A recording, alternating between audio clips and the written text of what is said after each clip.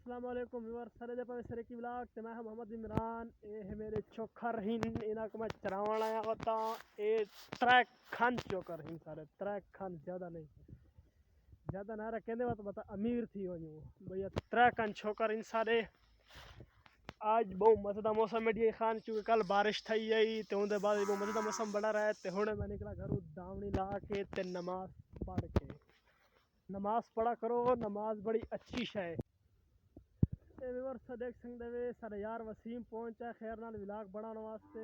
अस्सलाम वालेकुम व्यूअर की हाल चाल इन तबीयत से चंगी है। आज बहुत डेरे इसमाइल खान बहुत जबरदस्त मौसम है। कल बारिश भी लगती है। आज इमरान को मैं आ गया इमरान ए टाइम चोकर चरंदा होंदा है इने त्रै चार डंगर हो सकते थे त्रै वो इने वास्ते इने कुल टाइम नहीं होता है ते माल चरंदा होंदा है। इस गल्लू में इन को व्लॉग बनाने वास्ते सवेले सवेले आवेंदा सा व्लॉग अपलोड करके मत लगे वेंदे तो मैं हुन इमरान वास्ते आ गया। मैं कि इमरान को मौसम दी खुशखबरी देवा के मौसम जरिए ना आज बहुत चस वाली मौसम है। बहुत जबरदस्त मौसम है।